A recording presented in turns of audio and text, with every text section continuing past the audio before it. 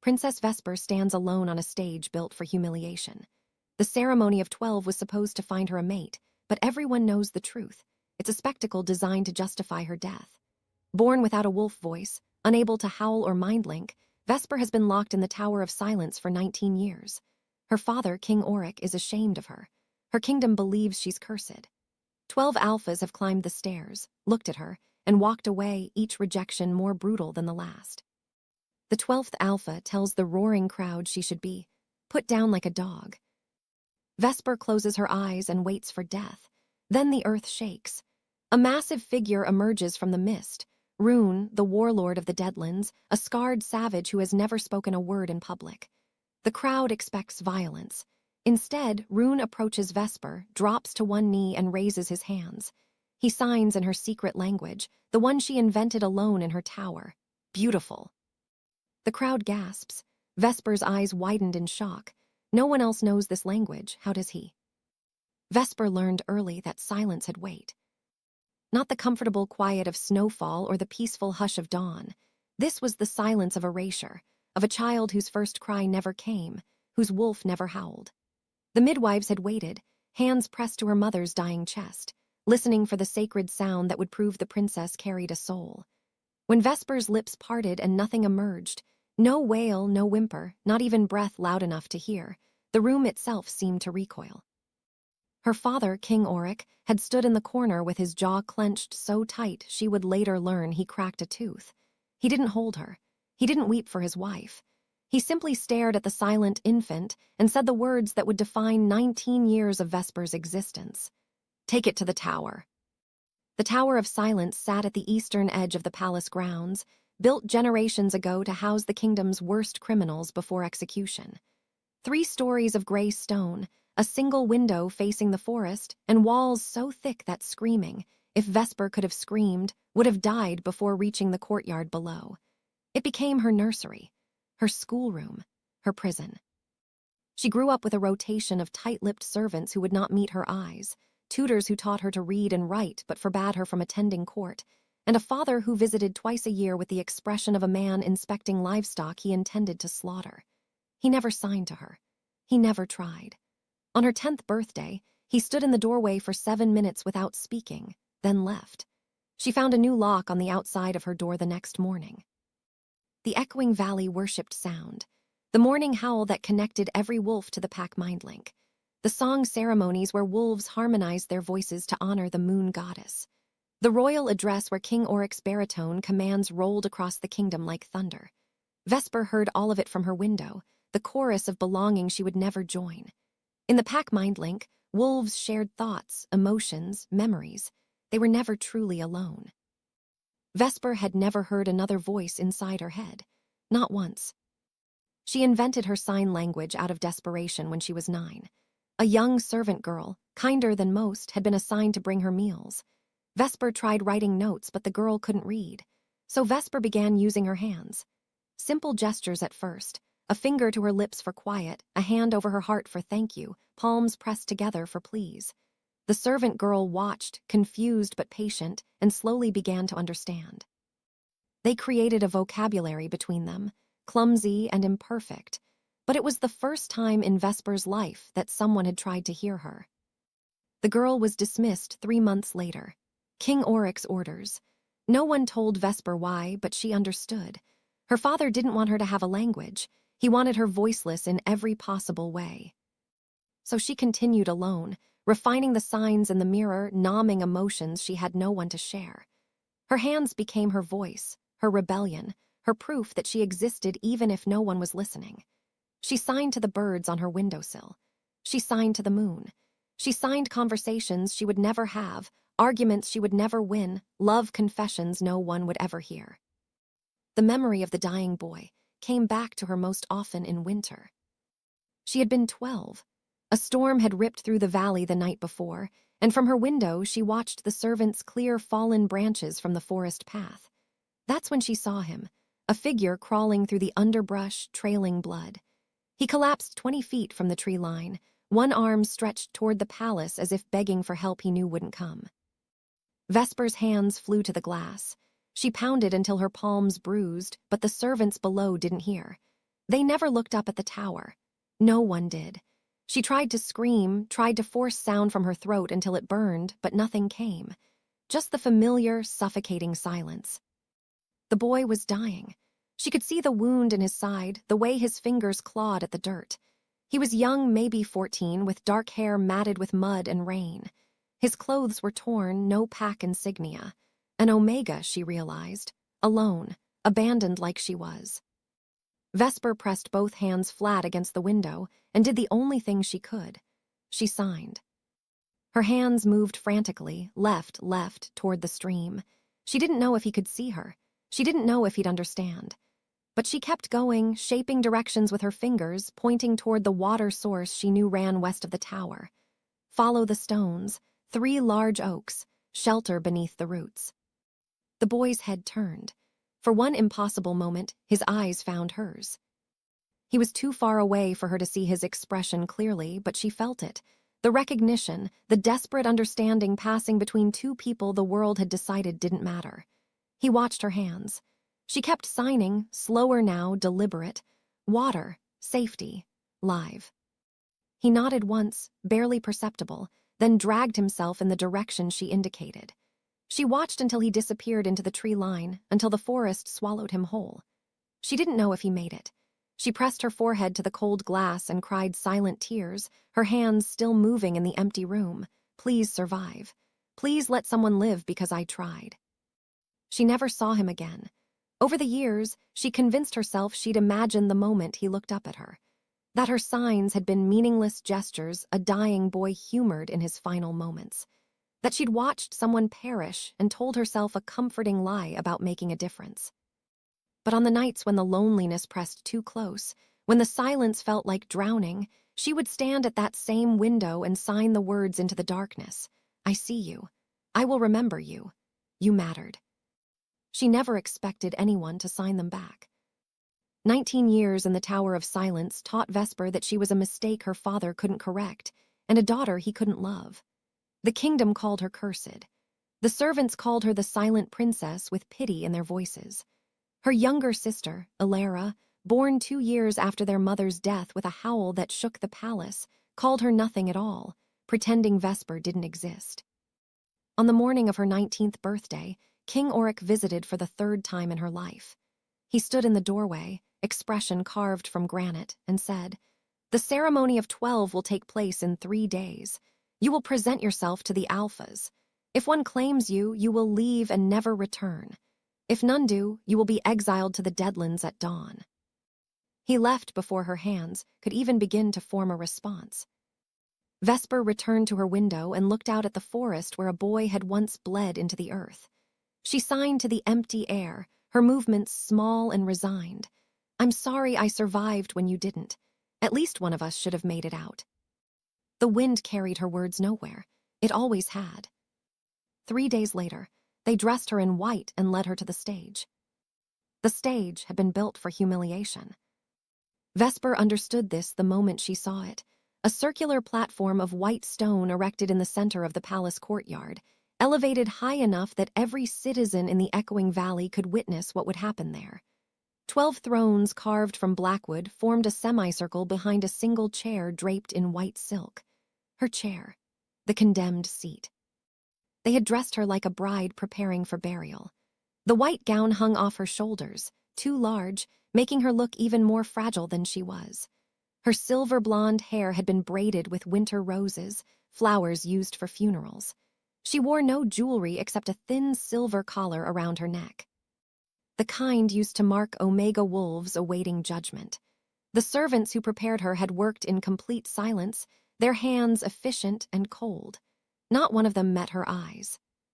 When the guards led her through the palace corridors, past rooms she'd never been allowed to enter, past courtiers who turned away or whispered behind their hands, she kept her gaze forward. She had practiced this. 19 years of invisibility had taught her how to walk through a world that didn't want to see her. The crowd's roar hit her before she even stepped outside. Thousands of wolves packed the courtyard, pressed against barriers held by royal guards, their voices rising in a chant that made Vesper's blood turn to ice. "Silence the cursed! Silence the cursed!" She could read the hatred on their faces, the disgust, the fear. To them, she wasn't a princess. She was an abomination, a stain on their perfect kingdom of howls and mindlinks and sacred sound. King Oric sat on his throne above the stage, his face impassive.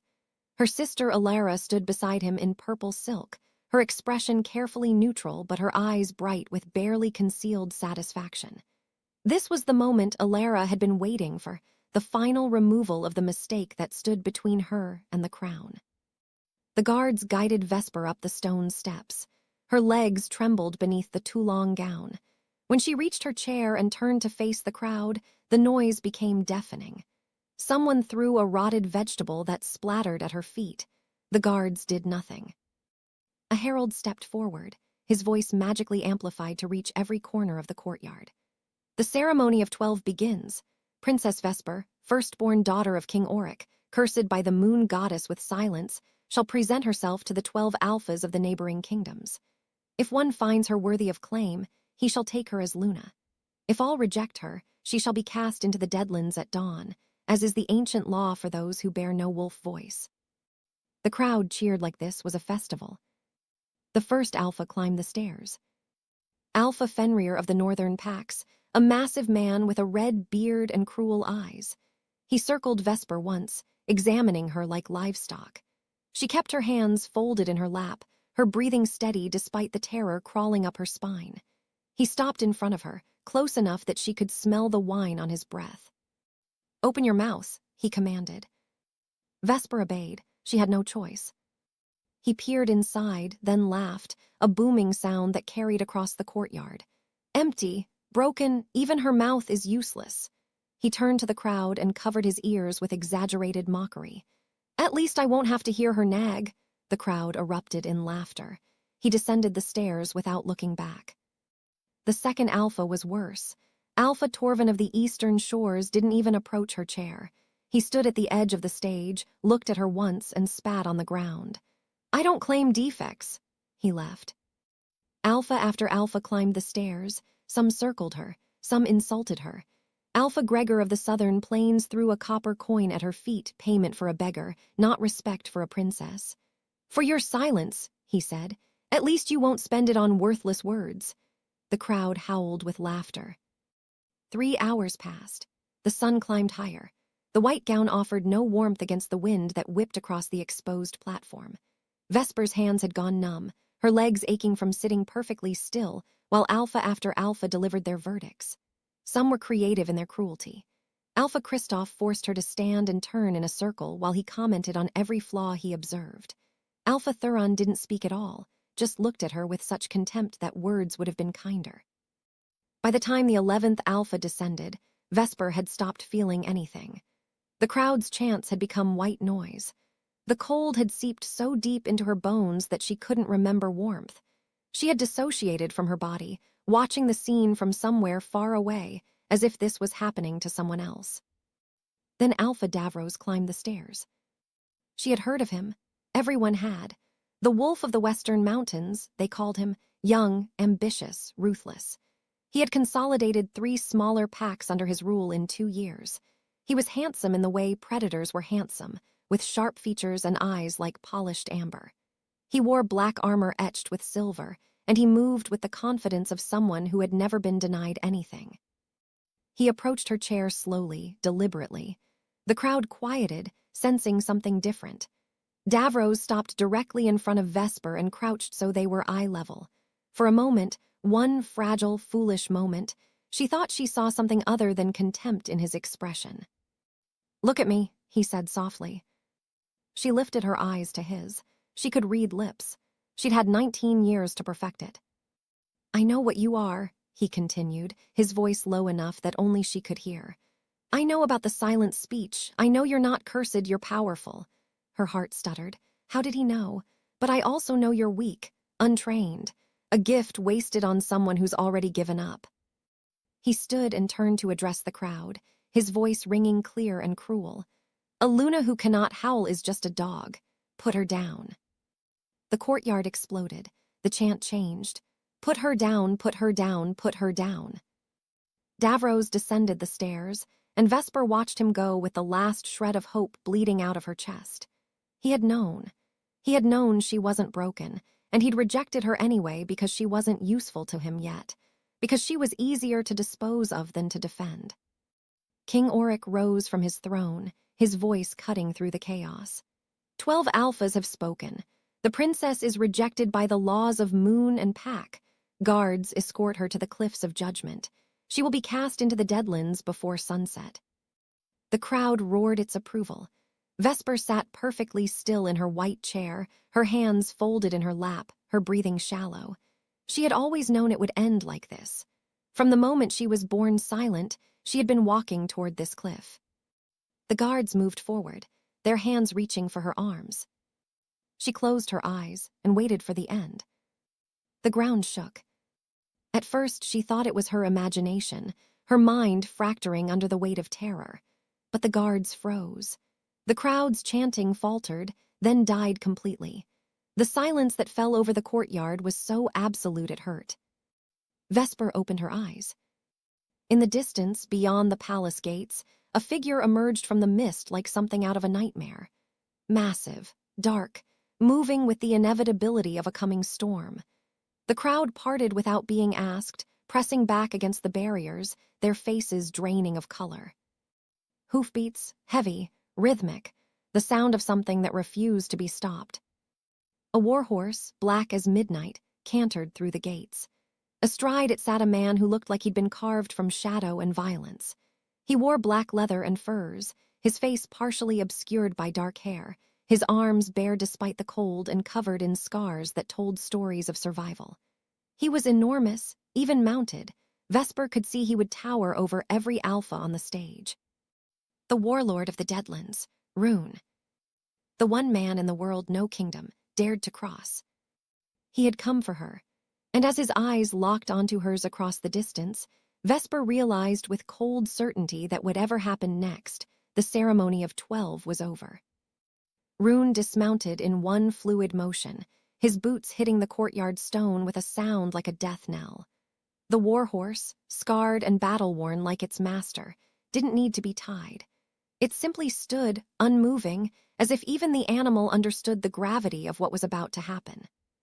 The crowd had gone silent, not the expectant silence before a performance, but the primal quiet of prey animals realizing a predator had entered their midst. Thousands of wolves pressed back against the barriers, and not one of them made a sound. Even the wind seemed to hold its breath. Vesper couldn't move, couldn't think. She sat frozen in her white chair, her hands still folded in her lap, watching as the warlord of the Deadlands walked toward the stage. Every story she'd ever heard about him flooded back at once.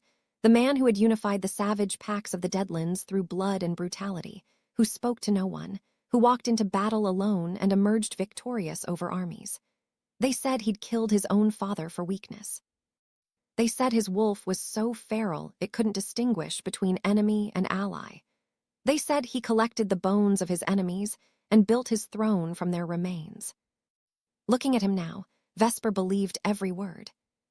He was enormous, easily a head taller than the largest alpha who'd climbed these stairs. His shoulders were broad enough to block out the sun, his arms corded with muscle and crosshatched with scars that spoke of a life spent in violence. He wore no armor, just black leather and wolf pelts, as if he didn't fear any weapon that might be turned against him. Dark hair fell past his shoulders, partially obscuring a face that was all hard angles and harsher lines. A scar ran from his left temple to his jaw, bisecting his face like a warning. But it was his eyes that held her. Even from a distance, even through her terror, she could see them, storm gray and utterly focused. He looked at her the way hunters looked at prey, the way wolves looked at the moon, with absolute, unwavering attention. King Auric stood from his throne, his voice commanding despite the tremor Vesper could detect beneath it. Rune of the Deadlands, you were not invited to this ceremony. You have no claim here. Rune didn't even glance at him. He climbed the stairs. Each step echoed across the silent courtyard. The 12 alphas who had rejected Vesper stood frozen at various positions around the stage, their earlier confidence evaporated. Alpha Davros had his hand on his sword hilt, but he didn't draw. No one did. They just watched as Rune crossed the stage toward the girl in white. Vesper's heart hammered so hard she thought her ribs might crack. He was going to kill her. That's what this was. Her father had arranged for the warlord to execute her personally, to make an example of the cursed princess. It would be cleaner than exile, more final than hope. Rune stopped 3 feet from her chair. Up close, he was even more terrifying. She could see the details of his scars now, claw marks, bite wounds, the puckered evidence of injuries that should have killed him. His hands were massive, calloused, stained with what might have been old blood or dirt or both. He smelled of leather and smoke and something wild she couldn't name.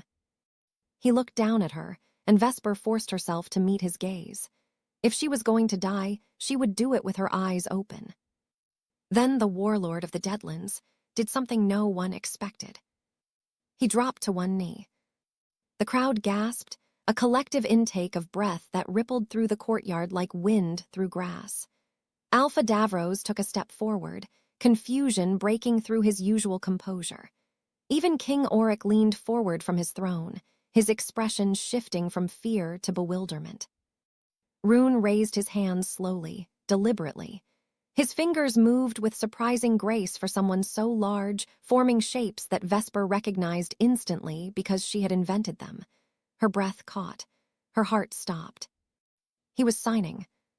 His scarred hands formed the word with perfect precision, each gesture exactly as she had created it a decade ago in her lonely tower. Beautiful. The world tilted. Vesper's vision blurred. This wasn't possible. No one knew her language. No one. She'd created it alone, refined it alone, spoken it to no one but herself and that one kind servant girl who'd been taken away.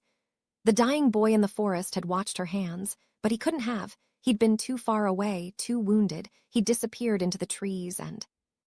Rune's hands moved again. I see you. Tears spilled down Vesper's cheeks before she could stop them. Her hands trembled in her lap, wanting to respond, wanting to ask how, wanting to demand answers, but shock had locked her muscles in place. She could only stare at this terrifying man who had somehow learned the language she'd created in desperation, who was kneeling before her like she was something precious instead of cursed. What is he doing? Someone in the crowd whispered. Is that, hand signals, the silent princess's language? Rune stood, and suddenly his attention shifted. He turned to face King Auric, and the temperature in the courtyard seemed to drop 10 degrees. When he signed again, his movements were sharp, almost aggressive. She is mine. No, King Auric's voice cracked with authority, but fear bled through. The ceremony is complete. She has been rejected by all 12. Rune's hands moved faster, his signs cutting through the air like blades. Vesper could read them even though they weren't directed at her. I am the 13th. Your ceremony is finished. She comes with me. Alpha Davros stepped forward, his voice hard. You have no authority here, warlord. The princess belongs to this kingdom until an alpha claims her through proper. Rune turned his head slightly, just enough to look at Davros. He didn't sign, didn't speak, just looked. Davros went pale and took a step back. You cannot simply take a princess of the echoing valley. King Auric was shouting now, standing from his throne. I will not allow. Rune moved so fast Vesper almost missed it. One moment he was standing several feet away.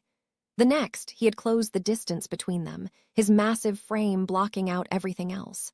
He bent down, and Vesper finally found her voice, not sound but movement. Her hands flew up instinctively, forming the sign for wait, but he was already lifting her. He picked her up as if she weighed nothing, one arm beneath her knees, the other supporting her back. She grabbed his shoulders reflexively, her fingers digging into leather and muscle, her brain screaming that this was wrong, this was dangerous. This man was death given form, and she was going to. He looked down at her. Their faces were inches apart. This close, she could see that his eyes weren't just gray. They held flecks of silver, like starlight trapped in storm clouds. And in them, she saw something that made no sense given everything she knew about him. Gentleness. His hands couldn't sign while holding her, but his expression did the signing for him. She read it as clearly as words. You're safe now. Guards, King Auric's voice shattered the moment. Seize him, seize them both. The royal guards moved forward, weapons drawn, but they moved slowly, reluctantly. Rune simply turned and began walking toward the stairs, not running, not rushing, walking as if he had all the time in the world and no one present could stop him. No one did. The guards parted like water around stone. The crowd pressed back further, creating a path. Vesper, cradled against Rune's chest, watched the faces blur past, shock, fear, confusion, and on Alpha Davros's face, something that looked dangerously like rage. "This is an act of war," King Auric was screaming now. "You cannot steal a princess of royal blood. I will rally the 12 kingdoms. I will." Rune reached his horse and somehow managed to mount while still holding Vesper. He settled her across his lap, one arm wrapped securely around her waist, and only then did he look back at the stage. At King Auric, at the 12 alphas who had rejected her, at the crowd that had chanted for her death. He raised one hand from the reins and signed a single phrase, each movement deliberate and unmistakable. "She was never yours to give." Then he turned the horse and rode through the gates. Vesper twisted in his arms to look back. The last thing she saw before they disappeared into the mist was her father standing on his throne, her sister's hand over her mouth in shock, and Alpha Davros staring after them with an expression that promised this wasn't over. The crowd's noise returned all at once. Shouts, screams, confusion erupting like a dam breaking. But it faded quickly as Rune urged the horse into a gallop, carrying Vesper away from the only home she'd ever known, away from the ceremony that was supposed to end with her death, away from everything she understood about her life and her fate. She should have been terrified. She was terrified. But as the echoing valley disappeared behind them and the deadlands loomed ahead in dark promise, one thought burned through her shock louder than all the rest. He knew her language. This man, this savage warlord who spoke to no one, had somehow learned the signs she created in isolation, and he had called her beautiful. Vesper didn't know what awaited her in the deadlands. But for the first time in 19 years, someone had looked at her silence and seen something other than a curse. That had to mean something. It had to. Vesper woke to silence, and for a disorienting moment, thought she was back in her tower. Then she felt the softness beneath her, not the thin mattress she'd known for 19 years, but something plush and warm. Furs. She opened her eyes to unfamiliar stone walls, darker than the pale gray of her prison, and a ceiling crossed with heavy wooden beams. Firelight flickered from a hearth she couldn't see, casting dancing shadows across walls hung with woven tapestries depicting wolves running beneath a silver moon. Memory returned in fragments. The ceremony, the rejections, Rune's arrival, the ride through the mist that had seemed to last hours or minutes, she couldn't tell which. She remembered the landscape changing as they traveled. The cultivated forests of the echoing valley giving way to wilder terrain, twisted trees and rocky outcroppings, until finally they'd reached walls of dark stone that rose from the earth like the bones of some ancient giant. She'd fainted at some point during the journey. The shock, the cold, the terror, it had all caught up to her at once, and she'd collapsed against Rune's chest. She remembered the rumble of his heartbeat against her ear, steady as a war drum, and then nothing. Vesper sat up slowly, her body aching from hours of sitting rigid on that stage. She was still wearing the white ceremonial gown, though someone had removed her shoes and draped a thick fur blanket over her. The room was spacious but Spartan. A bed, a table, 2 chairs, and a wardrobe carved from dark wood. A single window showed darkness outside, though whether it was night or simply the perpetual gloom of the deadlands, she couldn't tell. The door opened without warning. Vesper's breath caught, but it wasn't Rune who entered. It was a woman tall and lean, with dark skin and silver-white hair braided in intricate patterns down her back. She moved with the predatory grace of a born warrior, dressed in fitted leather armor that bore scorch marks and claw scratches. A wicked scar ran across her throat, disappearing beneath her collar. Her eyes were the color of ash after fire, pale gray, almost colorless. The woman stopped just inside the doorway, and her hands moved before Vesper could even think to be afraid. "Awake, good. You slept 14 hours. Vesper's mouth fell open. The woman was signing. Not clumsily, not with the hesitation of someone learning, but with the fluid confidence of someone who spoke this language as naturally as breathing. The signs were exactly right, the precise gestures Vesper had created, refined over years of solitude. The woman's lips quirked in something that might have been amusement. "I am Ash, second in command of the Ghost Walker pack. Rune asked me to check on you." She moved further into the room, her steps absolutely silent despite her boots. "Can you walk?" Vesper nodded, not trusting her shaking hands to form coherent signs yet. "Then come. The pack is gathering for the evening meal. Rune wants you there." Ash tilted her head, studying Vesper with those unsettling pale eyes. "You can refuse. You're not a prisoner here. But I think you should see what we are before you decide to fear us." Before Vesper could respond, Ash turned and walked back toward the door, clearly expecting to be followed. Vesper's legs felt weak as she stood, but she forced them to move. Questions burned in her mind. Where was she? Why did these people know her language? What did Rune want with her? But the woman had already disappeared into the corridor. Vesper followed, her bare feet silent on cold stone. The fortress was nothing like she'd imagined. She'd expected dungeons and darkness, the architecture of nightmares. Instead, she found herself walking through corridors lit by oil lamps that cast warm light across walls decorated with more of those wolf tapestries. The stone was dark but clean, the air cold but not damp. Windows cut into the walls showed glimpses of a courtyard below where figures moved in the gathering dusk.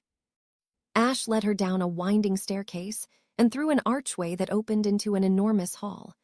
Vesper stopped in the doorway, her breath catching. Hundreds of wolves filled the space, sitting at long wooden tables, standing in clusters, moving between the hearths that lined the walls. But unlike any gathering Vesper had ever witnessed in the echoing valley, this one was nearly silent. There was no roar of conversation, no howls of laughter, no mind-linked chatter that she'd always been excluded from. Instead, people communicated through subtle gestures. A tilt of the head, a raised hand, quick signs passed between individuals like secrets. The sound in the hall was minimal. The clink of cups, the crackle of fire, the soft scrape of boots on stone. It was the most beautiful thing Vesper had ever heard. "We are the Ghost Walker pack," Ash signed beside her, her hands moving in Vesper's peripheral vision. "We move in silence. We hunt in silence. We honor the quiet that others fear." She turned to face Vesper fully. "In the echoing valley, they taught you that silence is weakness. Here, we know the truth. Silence is the ultimate strength." A figure rose from the head table at the far end of the hall. Even at this distance, Vesper recognized Rune's massive silhouette. He didn't call out or gesture. He simply stood, and every wolf in the hall turned to look at him. The already quiet room fell into complete silence. Rune's hands moved, his signs large enough for everyone to see. "Our guest has awakened. She will eat with us tonight. Anyone who wishes to welcome her may do so. Anyone who wishes to judge her may leave." No one left. Instead, dozens of wolves began signing in response, gestures of welcome, of curiosity, of respect.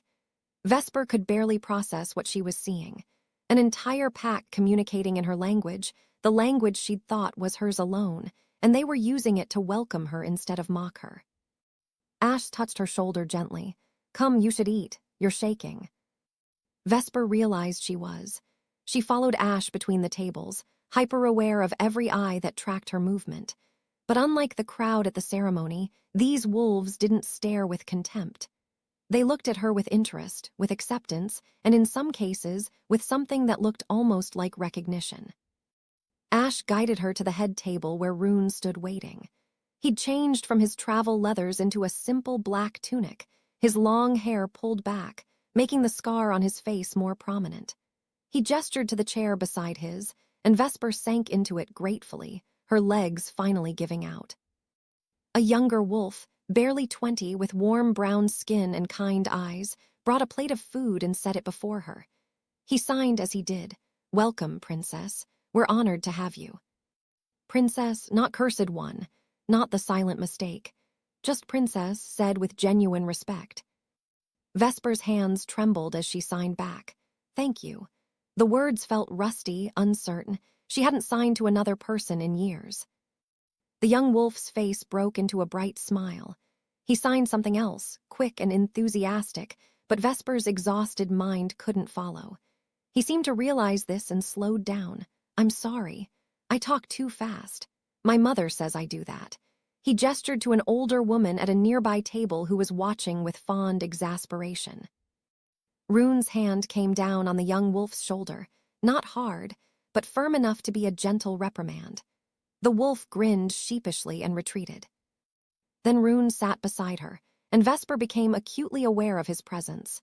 The heat radiating from his body, the way his massive frame made the chair look child-sized, the scent of smoke and leather and something wilder that clung to him. He picked up a cup and drank, giving her space to process, to breathe, to exist without demands. Finally, Vesper's hands moved of their own accord. The question that had been burning since he'd signed to her on that stage: "How do you know my language?" Rune set down his cup. His gray eyes met hers, and she saw something in them she couldn't quite name. Old pain, old purpose, old promises kept. His hands moved slowly, deliberately, as if he'd rehearsed this moment 1,000 times. "Because 10 years ago, a girl in a tower saved my life with her hands. I spent every day since learning to speak to her." He paused, his next signs almost hesitant. "I came back for you, Vesper. Not to claim you, not to own you, to free you." The hall around them continued its quiet activity, but Vesper heard none of it. She stared at this massive, scarred warrior who had somehow remembered a 12-year-old girl signing frantically from a window, who had learned an entire language just to speak to her, who had walked into hostile territory and carried her away from her own execution. Her hands shook as she signed. "I thought you died. I thought I watched you die in the forest." "You watched me live," he signed back. "Everything I am, I owe to you." Vesper didn't realize she was crying until Ash appeared beside her with a cloth. The woman pressed it into her hands without comment, then melted back into the crowd. Around them, the Ghost Walker pack continued their silent meal, giving their alpha and his guest the privacy of collective inattention. For the first time in her life, Vesper sat among wolves and didn't feel like a mistake. She felt like she belonged to something larger than her loneliness. Rune's hand moved again, catching her attention. "You don't have to stay here. When you're strong enough, if you want to leave, I'll help you go anywhere you want. You're not my prisoner." Vesper looked around the hall, at wolves signing to each other in the language she'd created, at Ash watching over them like a guardian shadow, at the warm fires and the quiet strength that permeated every stone. Then she looked at Rune, at this man who had spent a decade preparing to give her freedom. Her hands moved slowly, testing the shape of a choice she'd never been allowed to make. "What if I want to stay?" Rune's expression didn't change, but something shifted in his eyes, relief maybe or hope. He signed simply, "Then you stay." It wasn't a promise. It wasn't a claim. It was just permission to exist, to choose, to be more than the cursed princess everyone else wanted her to be. Vesper picked up her fork and ate her first meal as a free woman, surrounded by the silent strength of the Ghost Walker pack, sitting beside the man who had learned her language just to tell her she was beautiful. In the echoing valley, silence had been her prison. Here it was her power. The days in the Deadlands moved differently than they had in the tower. In her prison, time had been measured by the changing light through a single window, by meals delivered in silence, by the slow accumulation of hours that felt like drowning. Here, time felt alive. It moved with the rhythm of the pack, training sessions in the courtyard at dawn, quiet meals in the great hall, the evening gatherings where wolves shared stories through elaborate signs and subtle gestures. Vesper watched it all from the edges at first, still uncertain of her place. But Rune had given her freedom to explore the fortress, and she used it. She walked the corridors, traced her fingers along wolf tapestries, stood at windows overlooking the wild landscape of twisted forests and dark mountains. The Deadlands weren't dead at all, she realized. They were untamed, refusing to be shaped by the kingdoms that feared them. On the third morning, Rune found her in the library. She hadn't expected a warlord to keep books, but the room was extensive. Shelves carved into the stone walls, filled with volumes on history, strategy, medicinal herbs, and texts in languages she didn't recognize. She'd been running her fingers along the spines when his shadow fell across the floor. He stood in the doorway, massive and silent, watching her with that same intense focus he'd had on the stage. In the days since her arrival, she'd barely seen him. Ash had explained through signs that he was managing pack business, reinforcing border patrols, handling disputes, preparing for potential retaliation from King Auric. He was giving Vesper space to adjust. But now he stepped into the library, and the room somehow felt smaller. He carried something wrapped in leather under one arm. "May I join you?" he signed. Vesper nodded, her heart rate picking up for reasons she didn't want to examine. She'd replayed their conversation in the Great Hall dozens of times, the revelation that he was the dying boy, that he'd learned her language, that he'd come back for her. Every time, it felt more impossible and more precious. Rune set the leather bundle on a reading table and gestured for her to sit. She did, and he settled into the chair across from her. Even sitting, he dominated the space. His scarred hands rested on the table between them, and Vesper found herself staring at them, the hands that had lifted her from that stage, that spoke her language with perfect fluency, that had survived horrors she couldn't imagine. "I want to show you something," he signed. "But first, I have a question." She waited, her own hands folded in her lap. "In the tower, when you created your language, why hands? Why not written words?" The question surprised her. No one had ever asked her to explain her choices before. Her hands moved slowly, forming signs that felt like confession, because writing required someone to read it. Hands could speak even if no one was listening. I could see my own words in the mirror. I could prove to myself that I existed.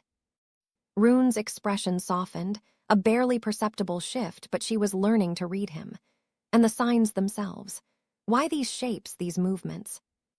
Vesper's fingers traced patterns in the air as she thought. Some were practical, gestures people might understand naturally. Others were personal. She formed a specific sign, a complicated movement involving both hands crossing at the wrists, fingers splayed upward. This one. Hope. I made it from the image of birds taking flight, something caged learning to fly. "Show me more," Rune signed. "Show me the ones that mattered most." So she did. For the next hour, Vesper shared the archaeology of her loneliness, signs she'd created at different ages, each one a marker of where she'd been in her isolation. The simple gestures from childhood when she'd still believed someone might learn them. The more complex ones from adolescence when she'd given up on communication and turned her language into art, into expression for its own sake. The sharp, angry signs she'd invented after particularly cruel visits from her father. The gentle, yearning ones she'd created while watching wolves run free below her window. And Rune knew them all. Not just the basic vocabulary, but the variations, the subtleties, the signs she'd created once and abandoned because they hurt too much to use.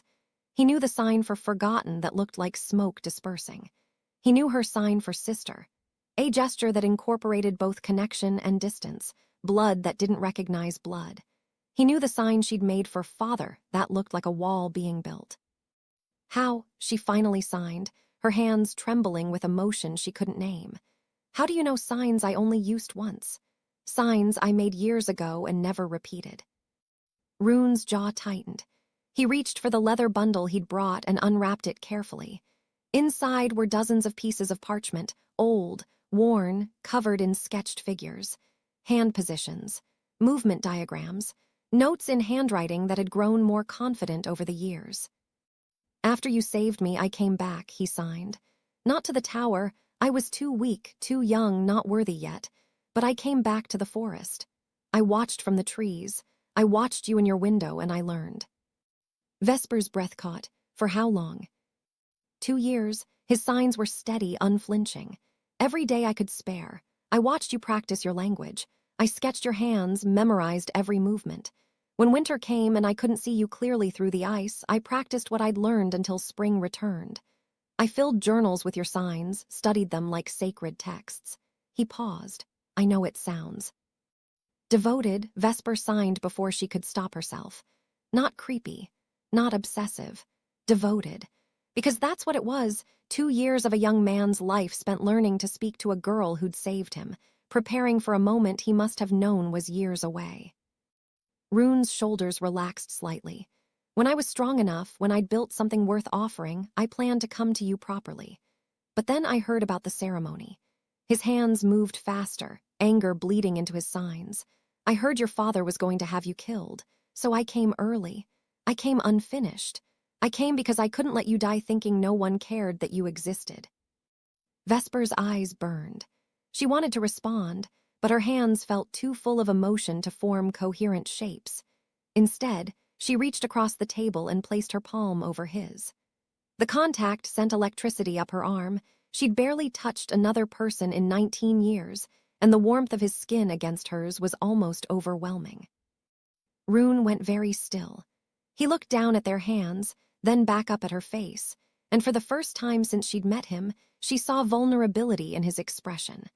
Not the guarded control of a warlord, but the raw hope of the boy who'd crawled through her forest bleeding and desperate.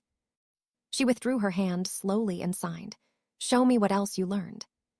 Something shifted in his expression, relief, maybe, or gratitude that she wasn't pushing him away. He stood and gestured for her to follow. They left the library, moving through corridors she hadn't explored yet, until they reached a section of the fortress that felt more private. Rune's quarters, she realized as he opened a heavy wooden door. The room was larger than hers, but just as Spartan. A bed built for his size. A desk covered in maps and reports. Weapons mounted on the walls, swords, axes, a bow that looked like it required inhuman strength to draw. But what caught Vesper's attention was the far wall. It was covered in carvings. Words in her sign language, translated into shallow grooves in the stone. Hundreds of them. Thousands. They covered the wall from floor to ceiling, a tapestry of her invented vocabulary carved with painstaking care. She approached slowly, her fingers tracing the grooves, reading words she'd created alone, and seeing them made permanent by someone who'd valued them enough to spend years etching them into stone. "I carved one every night."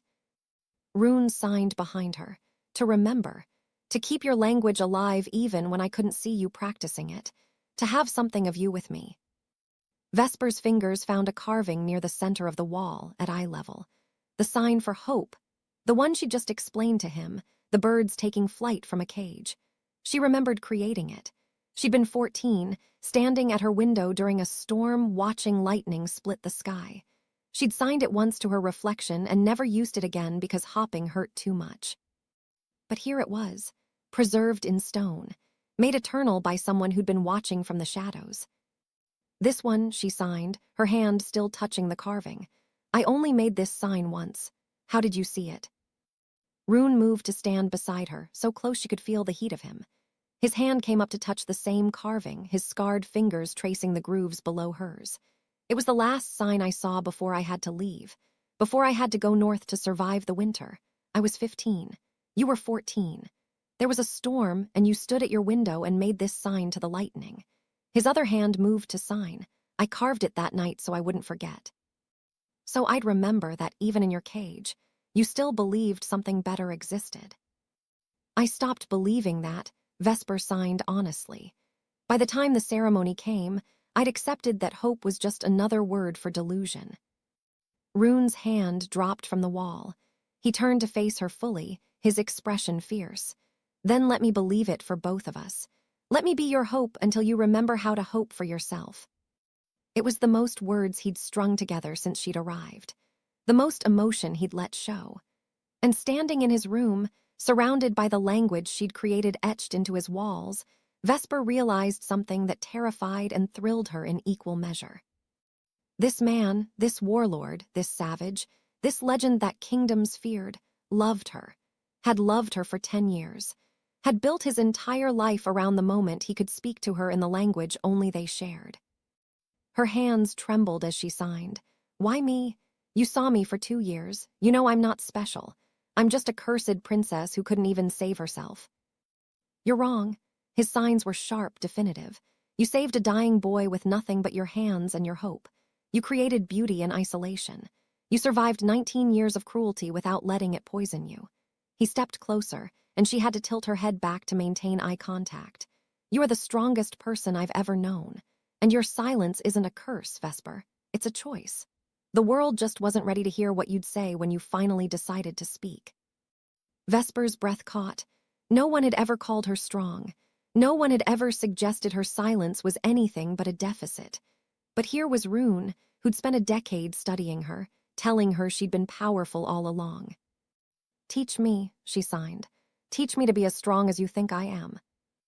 Rune's lips curved into something that might have been a smile, barely there, but real. "You already are.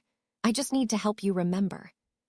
That night, after she'd returned to her room, Vesper stood at her window looking out over the deadlands. In the distance, she could see wolves moving through the courtyard, signing to each other in her language. Her language, that she'd created in desperation, being used by an entire pack to communicate, to connect, to belong.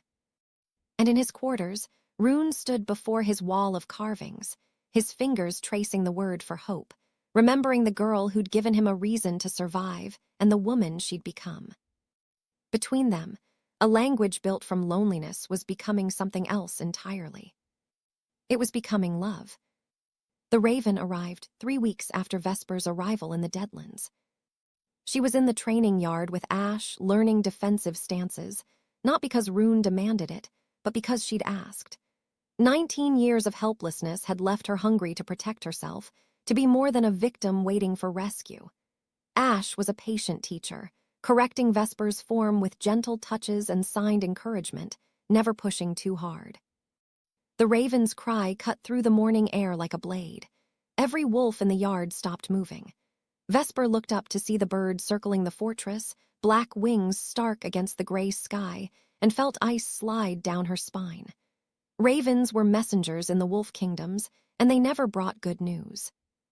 Rune emerged from the fortress, his expression already hardening. The raven descended, landing on his outstretched arm. He untied the message from its leg, unrolled the parchment, and Vesper watched his jaw clench as he read. When he looked up, his eyes found hers across the yard. She knew. Before he signed, before he moved, she knew. They were coming. Ash appeared beside Rune, reading over his shoulder. Her hands moved in quick, sharp signs to the assembled pack, battle stations. Reinforce the walls, runners to the outer posts. Now.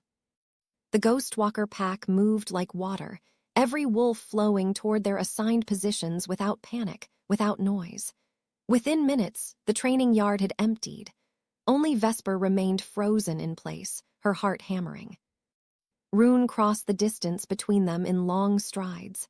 Up close, she could see the controlled fury in his expression, not directed at her, but at whatever message that raven had carried. He handed her the parchment without signing, letting her read it herself. The handwriting was elegant, each letter perfectly formed. Alpha Davros's hand. To the savage of the Deadlands, you have stolen property belonging to the kingdom of Echoing Valley. Princess Vesper, bearer of the silent speech and heir to an ancient bloodline of power, was rejected only because we did not recognize her worth. This error has been corrected. By order of King Auric and the 12 alphas of the neighboring kingdoms, we demand her immediate return. Refuse, and we will take her by force. You have 3 days to comply. Choose wisely, warlord. You cannot stand against 12 kingdoms. Vesper's hands shook as she lowered the parchment. Silent speech. She signed, "What is that?" Rune's expression darkened further. He gestured for her to follow him, and they climbed to the fortress walls where they could speak privately.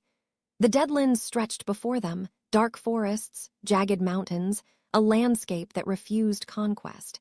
In the distance, Vesper could see wolves taking positions along the perimeter, preparing for siege. Silent speech is an ancient gift, Rune signed, his movements sharp with anger. A form of telepathy that doesn't require the pack mind link. It's so rare that most wolves think it's a myth. Those born with it appear mute because their power is dormant until their true mate unlocks it. He paused, his jaw tight. When that happens, the Luna can speak directly into the minds of any wolf she chooses. Not just her pack, any wolf. She can command armies without speaking a word. She becomes the most powerful Luna in existence. Vesper's breath stopped.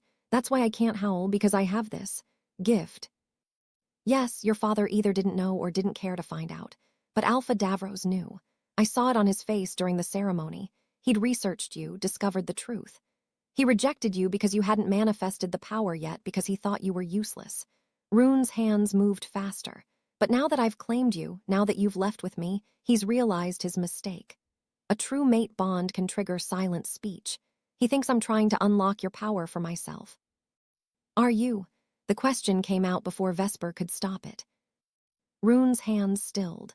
He turned to face her fully, and the look in his storm-gray eyes was devastating in its sincerity. No, I came for you because you saved me, because you deserved freedom. If you never manifest this power, if you stay silent for the rest of your life, it changes nothing. You are not a weapon to be claimed, Vesper. You are a person who was treated like a curse, and I will not do the same. Vesper's throat tightened with emotion she couldn't voice. She signed, but if I do have this power, if it's real, they'll never stop coming for me. No, Rune agreed. They won't. The weight of that settled between them like stone.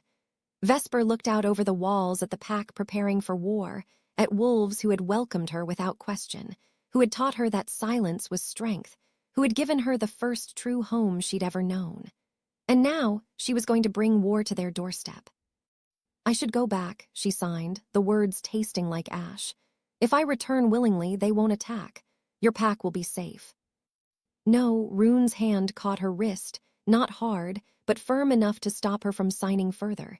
You will not sacrifice yourself to save us. That's not how this works. Then how does it work? She pulled her wrist free, frustration bleeding into her signs. You've been preparing for this since you took me. You knew they would come. What's your plan, Rune? Let them siege your fortress. Watch your pack die defending someone they barely know. They know you enough. His signs were steady, immovable. They know you're one of us. That's all that matters. I'm not worth a war. You are worth everything. The ferocity in his signs made her step back, and I will not let you believe otherwise. Not anymore. Before Vesper could respond, Ash appeared at the top of the stairs, her face grim. Her hands moved quickly, scouts report movement. 12 armies converging from different directions. They'll reach us in 2 days, not 3. They're not giving us time to negotiate. Rune nodded once, estimated numbers. 5,000, maybe more. Ash's pale eyes flicked to Vesper, something like pity crossing her features. They're not coming for negotiation, Rune. Davros is leading them. He wants her power, and he wants to make an example of you for defying the kingdoms. How many do we have? 300. Maybe 50 more if we pull from the outer territories. The numbers were devastating. 300 against 5,000. Vesper's hands moved before she could stop them. This is insane. You can't win this. We can hold, Rune signed back. The fortress has never been breached. We know this terrain. They don't. For how long? Weeks, months. And then what? You starve, they starve, everyone dies, and for what? Vesper's signs grew more desperate. I'm not worth this. I'm not worth your pack's lives. Rune's hand caught her chin, gentle but insistent, forcing her to meet his eyes. He didn't sign. He just looked at her with an intensity that burned, and she realized with sudden clarity that this man would let his fortress fall before he'd give her up. Not because she was powerful, not because of some ancient gift she might possess, but because he'd spent 10 years learning her language, carving her words into stone, building a life around the promise of freeing her. He'd already decided she was worth dying for. The only question was whether she believed it. Ash cleared her throat, an unusual sound from someone who rarely vocalized. There is another option, she signed. We could evacuate.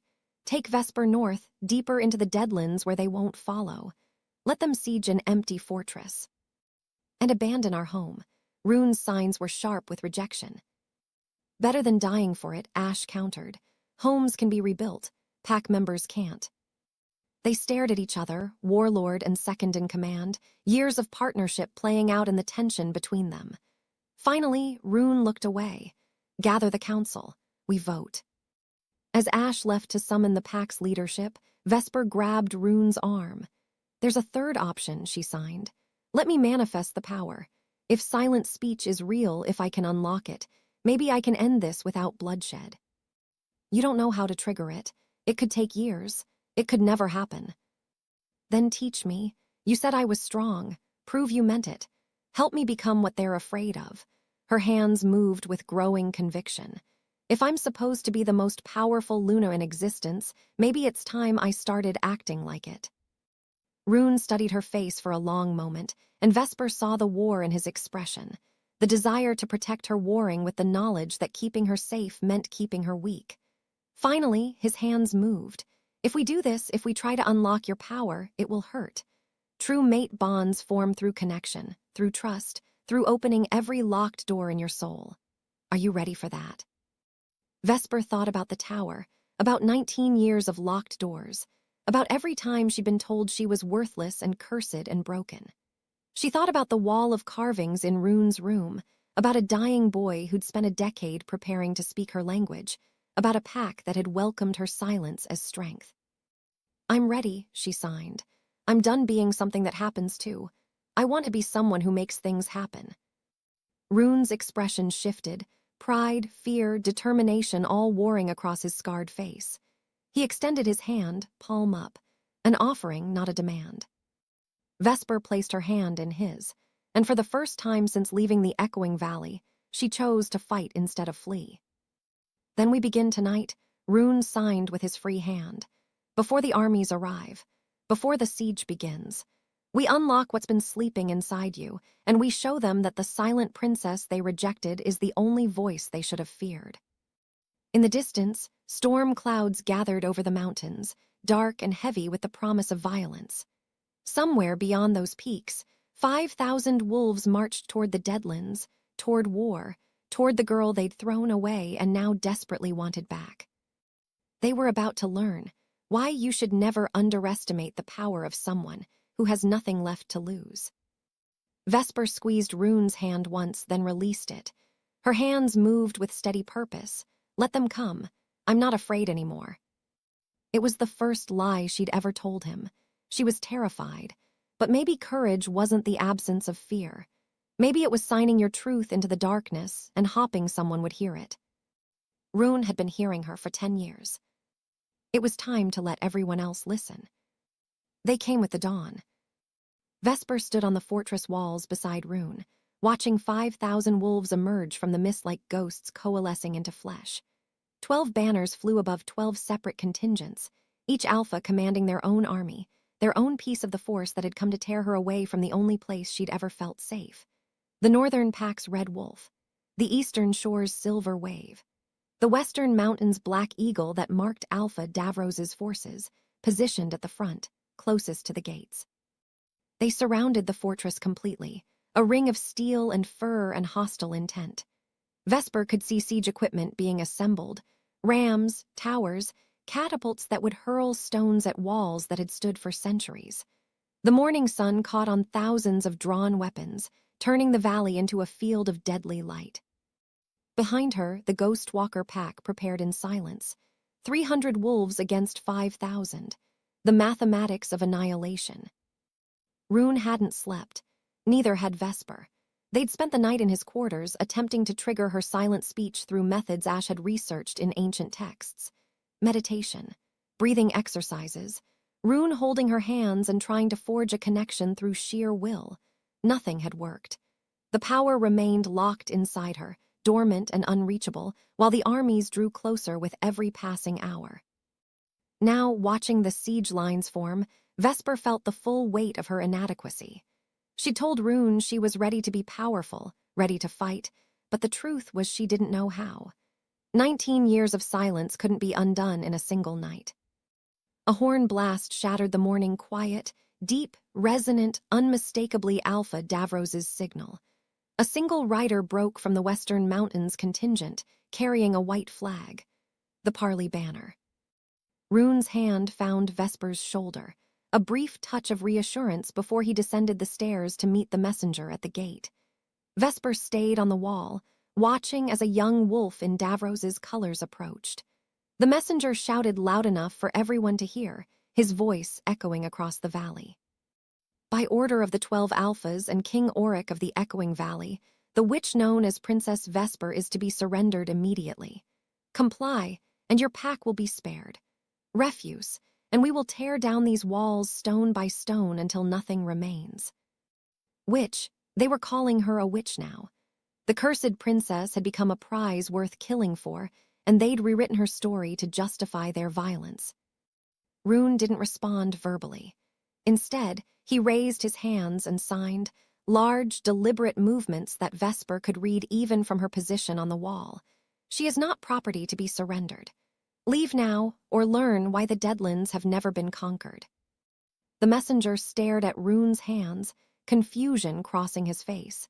He clearly didn't understand sign language. He looked back toward Davros's position, uncertain how to interpret the gestures. Then a second figure emerged from the Western contingent.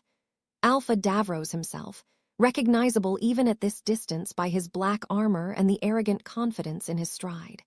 He approached the gate, stopping just outside arrow range, and when he spoke, his voice carried the particular resonance of an alpha projecting through pack bonds. The savage signs like the mute princess. How touching. Davros's tone dripped with contempt. But signs won't save you, warlord. You're outnumbered 17-1. You have no allies, no reinforcements, no hope of victory. Surrender the girl and I give you my word, your pack walks away alive. Rune's hands moved again, and this time Vesper felt something shift in the air around him. A pressure, a weight that made the messenger's horse sidestep nervously. Your word means nothing. You rejected her when she was helpless. You hunt her now that she threatens your power. You are not here for justice. You are here for conquest, and you will fail. Bold words from a dead man. Davros smiled, and it was a predator's expression. I wonder, does she know? Does the precious silent princess understand that you're not trying to protect her? You're trying to unlock her power for yourself. You want the same thing we do. You're just better at pretending you care. Vesper's breath caught. She waited for Rune to deny it, to sign some explanation that would prove Davros wrong. But Rune simply turned his back on the alpha and walked toward the gate, dismissing him as if he were nothing. Davros's smile vanished. You have until sunset. After that, we attack. And when we breach these walls, and we will breach them, I will personally drag that cursed girl back to the echoing valley in chains. She will bond with me, manifest her power under my control, and spend the rest of her life regretting that she ever learned to sign. The messenger retreated quickly, and the armies settled into siege positions. Catapults were loaded. Rams were positioned. Archers drew their bows, arrows nocked and ready. Rune climbed back up to where Vesper stood, his expression carved from stone. Before he could sign, she asked the question burning in her chest. Is he right? Are you trying to unlock my power for yourself? Rune's eyes met hers, and she saw the answer before his hands moved. No, but I am trying to unlock it so you can save yourself, so you have a choice in what happens next. I would rather die protecting you than live knowing I kept you powerless. That's not the same as freedom, Vesper signed, frustration bleeding through her gestures. That's just a different cage. Then break free. His signs were sharp, challenging. You want power, take it. You want a voice, use it. Stop waiting for permission, Vesper. Stop waiting for someone to tell you you're worthy of being heard. I don't know how. Her hands shook with the force of her emotion. I've spent 19 years being silent because I had no choice. Now you're telling me to just, what? Scream. Will something into existence. I don't even know what this power is supposed to feel like. An arrow whistled overhead, a warning shot from Davros's archers. It embedded itself in the wooden platform between them, a clear message that their time was running out. Rune pulled Vesper away from the wall's edge, into the shelter of a guard tower.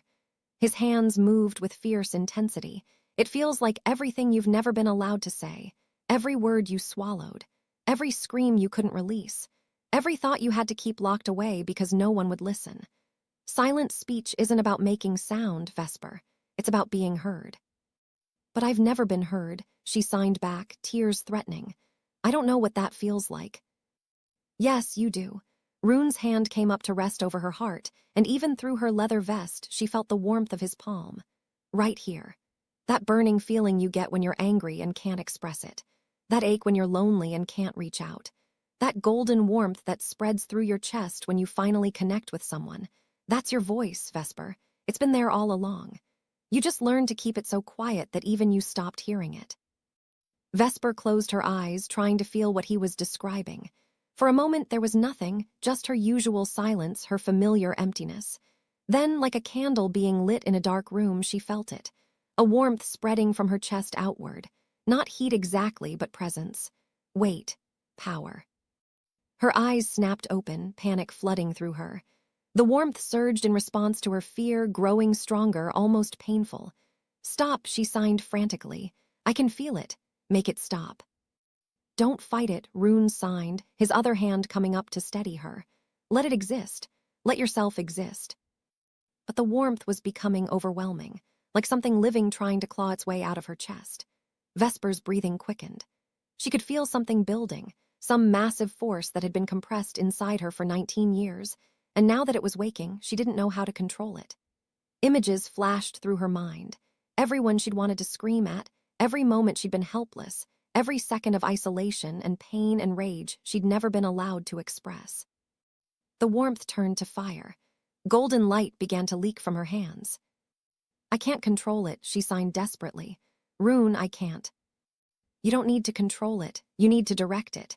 His signs were calm, grounding. Think of one person, one wolf, just one. Someone you want to speak to, not me, someone out there. Someone you have something to say to. Vesper's mind immediately went to Alpha Davros, the man who'd known she was powerful and rejected her anyway, who'd looked her in the eyes and called her a dog, who was now demanding her surrender so he could force her into a bond, control her power, use her as a weapon. The fire in her chest exploded outward. Vesper gasped, her hands clutching at Rune's arms as a wave of energy tore through her. It wasn't painful, it was release, like screaming after 19 years of suffocation. The golden light that had been leaking from her hands erupted into full radiance, and suddenly, impossibly, she could feel other minds. Thousands of them. The ghost walker pack behind her, their thoughts like gentle pressure against her consciousness. And beyond the walls, the 5,000 wolves of the siege armies, their minds loud and sharp and filled with anticipation of violence. She could feel them all. And then, without meaning to, without knowing how, she reached out to one specific mind. She found Alpha Davros among the thousands, found the arrogant, hungry consciousness that had haunted her since the ceremony, and she spoke directly into it. Not with words, not with sound, with pure emotion, 19 years of pain compressed into a single message. This is what you rejected. In the Western contingent, Alpha Davros collapsed to his knees, his hands clutching his head. Vesper could feel his shock, his pain, his sudden, overwhelming understanding of what he'd thrown away. She could feel him trying to block her out, but her voice was already inside his mind, showing him every moment of isolation, every cruel word, every night she'd cried silent tears while the world ignored her. Then, as quickly as it had come, the power receded. The golden light faded. Vesper collapsed against Rune, her legs giving out, her entire body trembling with exhaustion. Rune caught her, lowering them both to the ground. His hands moved as soon as she could see them. You did it. You manifested silent speech. I didn't mean to, she signed weakly. I just wanted him to understand, to feel what he made me feel. That's what the power is, Rune signed back. Not control, not commands, just the ability to make others understand what it's like to be you. Your voice was never broken, Vesper. The world was just too loud to hear it. Below them, the siege armies stirred in confusion. Alpha Davros was being helped to his feet by his wolves, his face pale, his expression shaken. The sunset deadline was still hours away, but something had shifted. Everyone had felt it, that surge of power, that brief flash of the silent princess becoming something far more dangerous than they'd anticipated. Vesper looked at her hands, still faintly glowing with residual golden light. She'd spent her whole life believing she had no voice, but now she understood. She'd always had a voice. It was just a voice that could only be heard by those brave enough to listen in the silence. What happens now? She signed to Rune. He looked toward the siege lines, then back at her, and his expression was fierce with pride. Now you show them that the girl they threw away is the only wolf they should have feared. The sun climbed higher. The armies waited. And in the fortress of the Deadlands, the silent princess prepared to scream. The siege horn sounded 3 times, the final warning. Sunset had painted the sky in shades of blood and fire, and the 12 alphas stood in formation before the fortress gates, their armies arranged behind them like a living wall of teeth and claws. King Auric had arrived with the eastern contingent, his crown catching the dying light, his face carved from the same stone disappointment that had defined Vesper's entire childhood. They wanted their answer, surrender or die. Vesper stood in Rune's quarters, staring at the wall of carvings, her language made permanent in stone. Her hands still trembled from the earlier manifestation, golden light flickering weakly around her fingers like dying embers. She touched her power for the first time, but it had been instinctive, uncontrolled.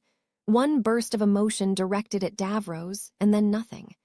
She tried to summon it again in the hours since, but the well felt dry, her chest hollow where that fire had burned.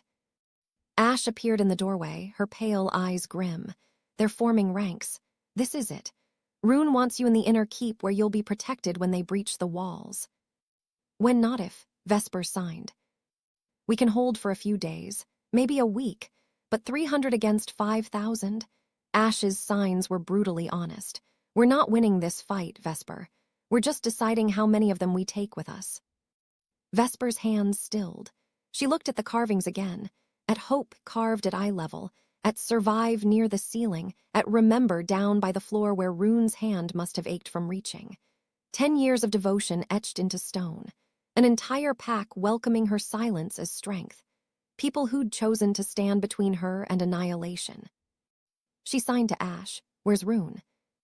The walls, preparing for the first wave. Ash studied her face. What are you thinking? That I'm tired of being protected. Vesper moved past her, heading for the stairs. Ash caught her arm, but Vesper pulled free with more strength than she knew she possessed. Her hands moved sharply. You said we're not winning. Maybe that's because we're fighting their battle. Let me fight mine. She climbed the stairs before Ash could stop her, her heart hammering against her ribs. The fortress corridors blurred past, wolves preparing for siege, weapons being distributed, children being moved to the deepest chambers. The Ghostwalker pack moved in their characteristic silence, but she could feel the tension, the acceptance of what was coming. They were ready to die for her. She reached the walls as the final horn blast echoed across the valley. The 12 alphas stood in a line, each one magnificent in their armor and authority. King Auric stood at the center, flanked by Davros on one side and Fenrir on the other. Behind them, 5,000 wolves waited for the order to attack.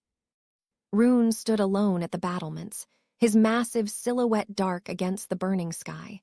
He was signing orders to captains positioned along the wall, his movements sharp and efficient. He didn't see Vesper approach until she was beside him. His head snapped toward her, shock and fury warring in his expression. His hands moved frantically. What are you doing? You're supposed to be in the keep. I'm done hiding, she signed back. I'm done letting others fight my battles. This isn't about pride, Vesper. They'll kill you. They've been killing me my whole life.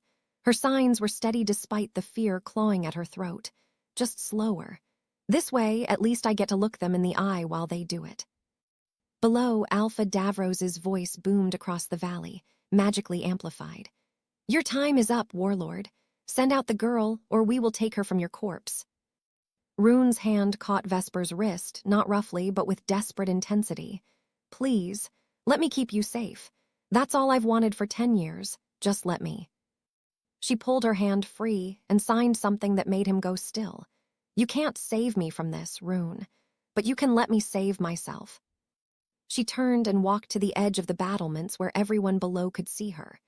The white ceremonial gown was long gone, replaced by the dark leathers Ash had given her, but her silver blonde hair caught the sunset like a beacon. 5,000 wolves spotted her immediately.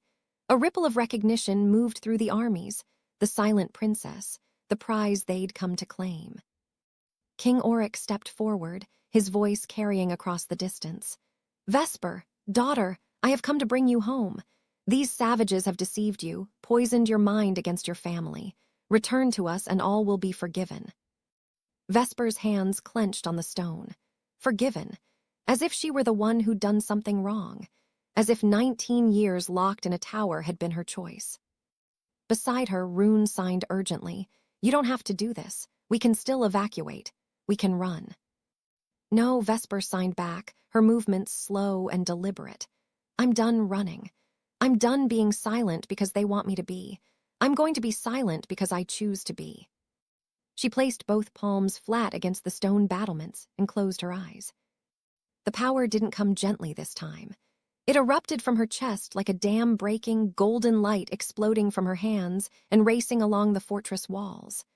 Every wolf on the battlements stumbled back, everyone except Rune, who stood behind her like a wall, steadying her when she swayed. Vesper could feel them all again, thousands of minds pressing against her consciousness. But this time she didn't reach for just one. She reached for all of them, every alpha, every soldier, every wolf who'd marched here believing she was a prize to be claimed, a weapon to be controlled, a cursed mistake that should have died in her tower. She opened her mind and showed them everything. 19 years of silence compressed into a single, devastating moment of understanding. They felt what it was like to be born and have your own father recoil in disgust. To grow up knowing you were a burden, a shame, something to be hidden away. They felt every lonely night in that tower, every meal eaten alone, every time she'd pressed her hands against glass and watched the world happen without her. They felt the servant girl who'd tried to learn her language being ripped away. They felt the dying boy she'd tried to save, the desperate hope that maybe one act of kindness could matter. They felt the ceremony, the humiliation of sitting in that white chair while alpha after alpha looked at her like she was nothing. The copper coin thrown at her feet, the crowd chanting for her death, Davros calling her a dog. They felt what it was like to create an entire language in isolation, to invent words for emotions you had no one to share with, to sign conversations into empty air because even talking to yourself was better than the crushing weight of being unheard. And beneath it all, beneath the pain and loneliness and rage, they felt her strength. The strength it took to survive when dying would have been easier. The strength to keep hopping when hope was just another word for delusion. The strength to look at a dying boy from her window and try to save him with nothing but her hands, because even in her own hell, she couldn't watch someone else suffer without trying to help. The golden light pulsed brighter, and Vesper pushed harder, making them feel not just her past, but her present. Making them understand that they hadn't come here to save her. They'd come to cage her again, to control her power, to turn her silence into a weapon they could wield. They'd rejected her when she was helpless and hunted her the moment she became useful. She let them feel her answer. No, never again. The light exploded outward in a wave that swept across the valley like thunder.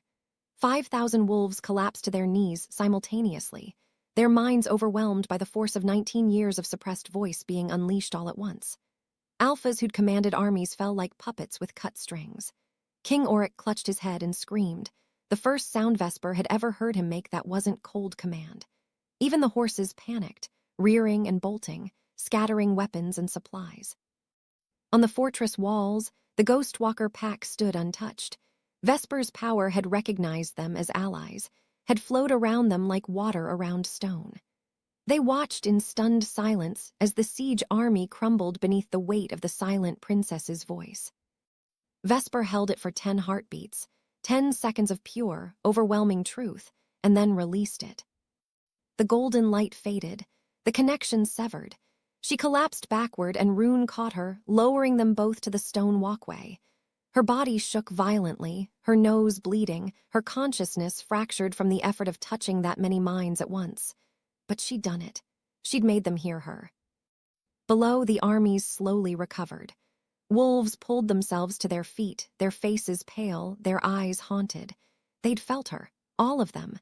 They'd been inside her silence and understood, finally, devastatingly understood, what they'd done to her.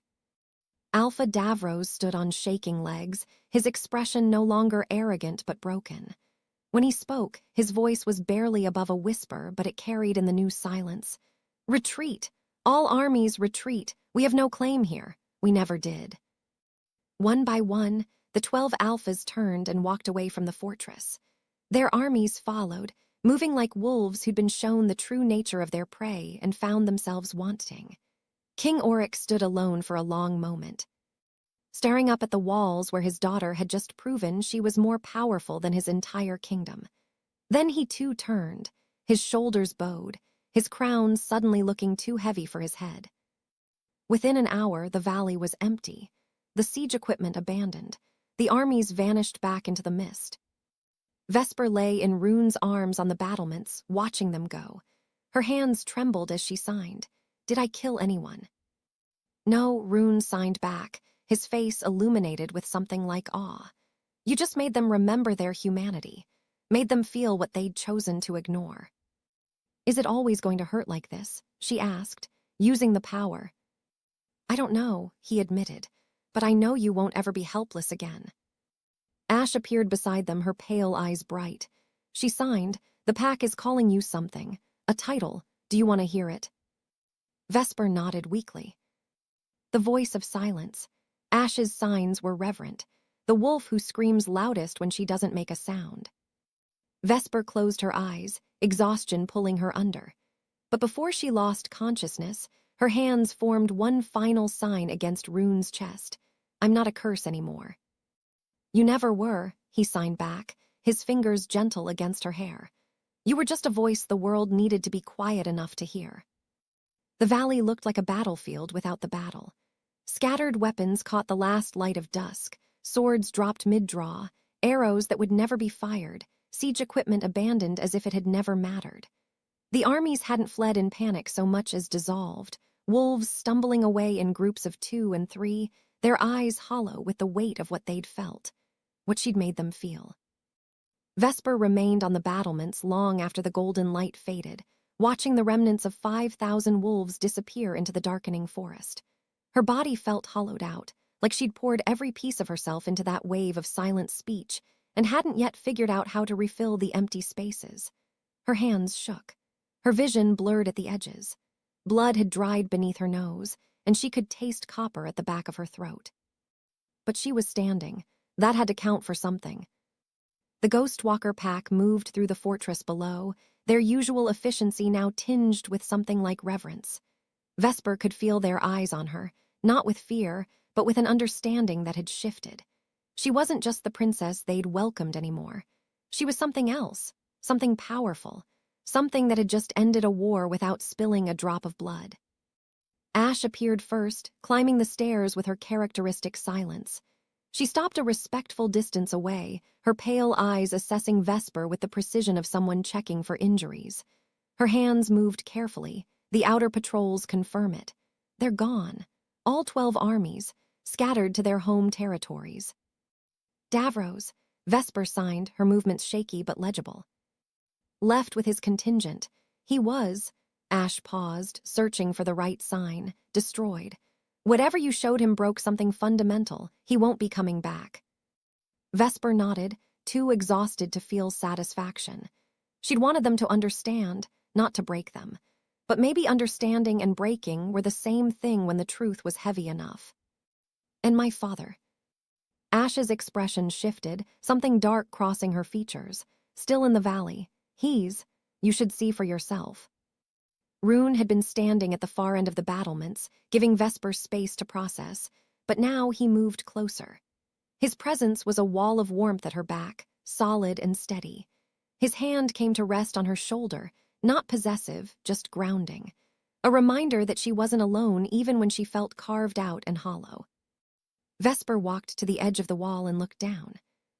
King Oryx knelt in the mud where Davros's command tent had stood. His crown lay beside him in the dirt, forgotten or abandoned. Vesper couldn't tell which. His formal robes were stained with dust and grass, his perfect posture finally broken. He wasn't moving, just kneeling there like a statue of regret, staring at nothing. "He's been there for an hour," Ash signed from behind her. "Won't speak, won't move. When his guards tried to help him up, he signed for them to leave. He signed it, Vesper, your language." Something twisted in Vesper's chest, not quite pity, not quite vindication. Just a complicated knot of emotions she didn't have words or signs for. This was the man who'd locked her in a tower for 19 years. who'd visited twice in her entire life and looked at her like she was livestock, who'd sentenced her to the ceremony of 12 knowing it would end with her death or exile. And now he knelt in the mud, broken by the truth of what he'd done. Do you want to speak to him? Rune's signs were gentle, giving her the choice without judgment. Vesper thought about descending those stairs, standing before her father, and demanding the apology he'd never given her. Thought about using her silent speech to make him feel every moment of abandonment, every night she'd cried silent tears while he slept soundly in his palace. She could break him further. She had that power now. But as she watched him kneeling there, this king who'd lost his authority, this father who'd lost his daughter, she realized she didn't want to. Breaking him wouldn't heal her. Making him feel her pain wouldn't erase the years. Some wounds weren't meant to be shared. They were meant to be survived, transcended, left behind like the tower she'd never have to see again. Her hands moved slowly. No, he's not worth the energy. It was the most powerful thing she'd ever signed. Not anger, not revenge, just the simple acknowledgement that he no longer had the right to occupy space in her life, even the space of her rage. Rune's hand squeezed her shoulder once, understanding, approval, pride all contained in that single gesture. Behind them, Ash nodded like Vesper had just passed some invisible test. There's someone else who wants to see you, Ash signed, if you're strong enough. Vesper turned, curious and cautious. A figure emerged from the stairwell, not a member of the Ghost Walker pack, but someone else. A woman, maybe 30, with dark hair and a scar that ran from her left ear to her collarbone. She wore Eastern Shore colors, but her weapons were gone, her armor unbuckled like she'd shed the identity of soldier and become something else. The woman stopped several feet away and slowly, hesitantly, raised her hands. Her signs were clumsy, unpracticed, but Vesper could read them. I was there. At your ceremony. I laughed when they threw things at you. I cheered when Davros called you a dog. Vesper's chest tightened, but she forced herself to remain still, to listen. What you showed us. The woman's signs shook with emotion. I felt what you felt. What we made you feel. I can't. She stopped, her hands falling to her sides like she didn't know how to finish. Then she tried again. I'm sorry. I know that's not enough, but I needed to say it. I needed you to know that I see you now, that I'll never unhear what you made me hear. Vesper stared at this stranger who'd mocked her, who'd wanted her dead, who'd now traveled to enemy territory just to apologize in a language she barely knew. Something eased in her chest, not forgiveness exactly, but acknowledgement. Recognition that understanding, even when it came too late, still mattered. She signed simply, "Thank you for listening." The woman's face crumpled. She bowed deeply, the formal bow reserved for royalty, for equals, for people who mattered, and then turned and left. Vesper watched her go and wondered how many others had felt the same. How many wolves were lying in their camps tonight, unable to sleep because they'd been forced to feel what they'd chosen to ignore. There will be more, Ash signed. Word is already spreading. The silent princess who made 5,000 wolves kneel. By tomorrow, every pack in the 12 kingdoms will know your name. I don't want fame, Vesper signed back. I just wanted to be heard. You were, Rune signed, moving to stand beside her so she could see his face in the dimming light. The whole world heard you, Vesper, and they can never unhear it. She looked at him, this massive, scarred warlord who'd spent 10 years learning her language, who'd carved her words into stone, who'd given her freedom even when it meant going to war. His storm-gray eyes held something she was only beginning to recognize. Not possession. Not the hungry need Davros had shown. Just steady, patient devotion that had survived a decade and would survive decades more. Her hands moved before she could second-guess herself. Thank you. For coming back for me. For teaching me I was worth saving. Rune's expression shifted, something vulnerable breaking through his usual stoic control. His hands moved with careful precision. You saved yourself, Vesper. I just made sure you had the chance. That's not true, without you. Without me, you would have found another way, he interrupted, his signs firm. You survived 19 years in that tower. You created a language from nothing. You helped a dying boy with just your hands. You were always strong. You just needed someone to tell you it was okay to stop pretending you weren't. Vesper's eyes burned with tears she'd been holding back since the power faded. She'd won. She'd faced 5,000 wolves and made them understand. She'd stood on these walls and screamed without making a sound, and the world had finally listened. But standing here in the darkness with Rune beside her, watching her father kneel in the mud and an enemy soldier apologize in her language, she realized winning wasn't what she felt. She felt released. Released from the tower, from the silence that had been imposed rather than chosen, from the belief that she was worthless because she couldn't howl. Released from 19 years of being told she was a curse, a mistake, something that should have died at birth. She signed into the darkness, her movements small and private. I'm free. Rune's hand found hers, his scarred fingers lacing through hers with surprising gentleness. He didn't sign, didn't need to. The touch said everything. You were always free, you just didn't know it yet. Below them, King Auric finally stood. He picked up his crown, turned it over in his hands like he was seeing it for the first time, and then walked toward the forest. He didn't look back at the fortress, didn't acknowledge the daughter who'd just proven she was more powerful than his entire kingdom. He just left, carrying the weight of his failures like a physical burden. Vesper watched him disappear and felt nothing. Not anger, not sadness, just the quiet certainty that some relationships were beyond saving, and that was okay. You didn't have to forgive everyone.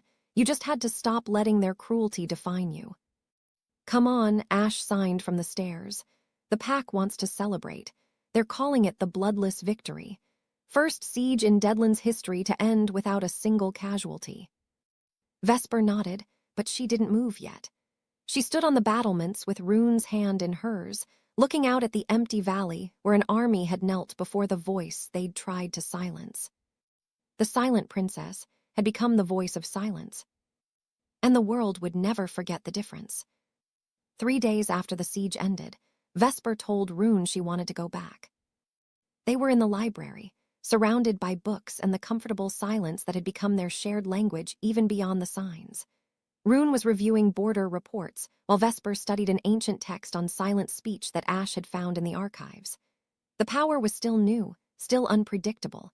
Sometimes it flared to life when she felt strong emotions, flooding her mind with the consciousness of every wolf within a mile radius. Other times it lay dormant, quiet as the girl she used to be. She was learning control, but control required understanding where the power came from, and every text said the same thing.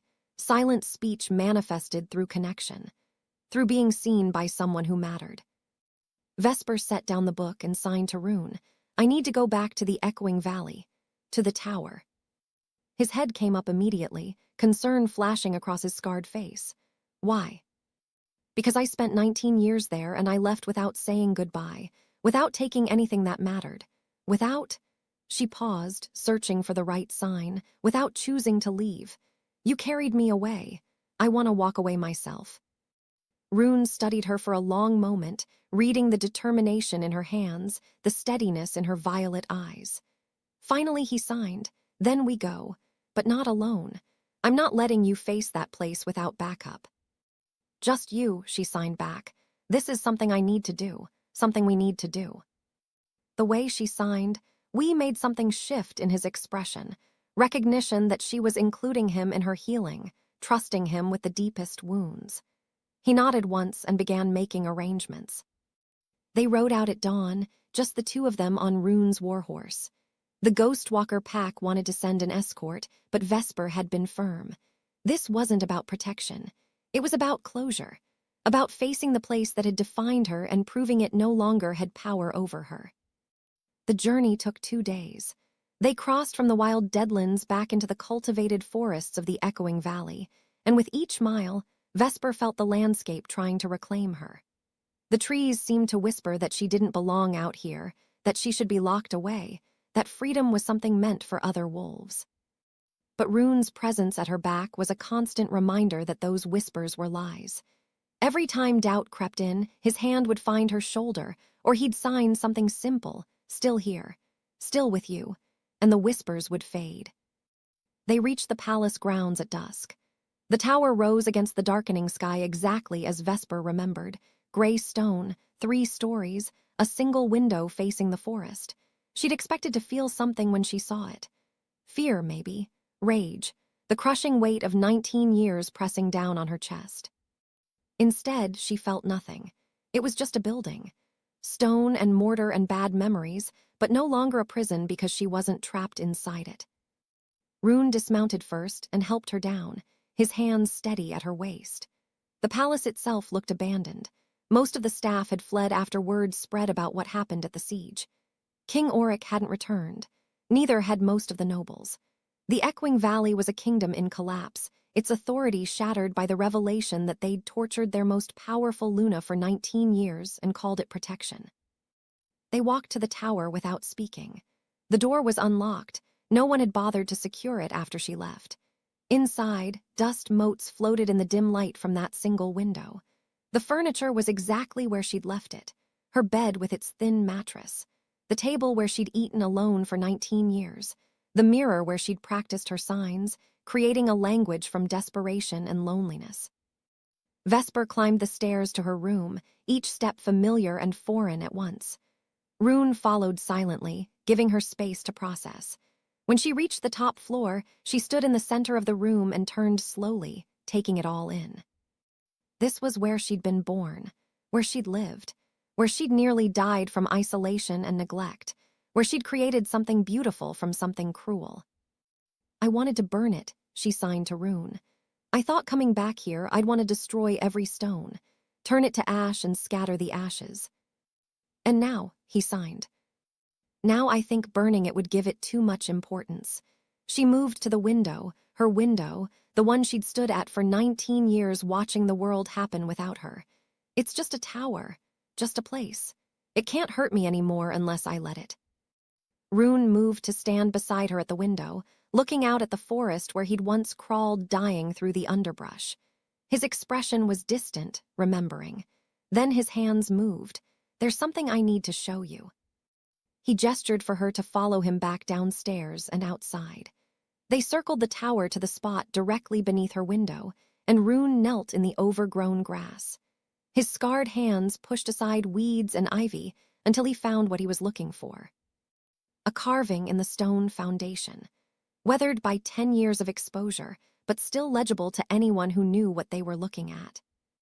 Vesper's breath caught. She knelt beside him, her fingers tracing the grooves in the stone. It was her language. Her signs, translated into carved marks. 3 words that she'd created in isolation, now preserved in stone at the base of her prison. I see you. The exact words Rune had signed to her on the stage.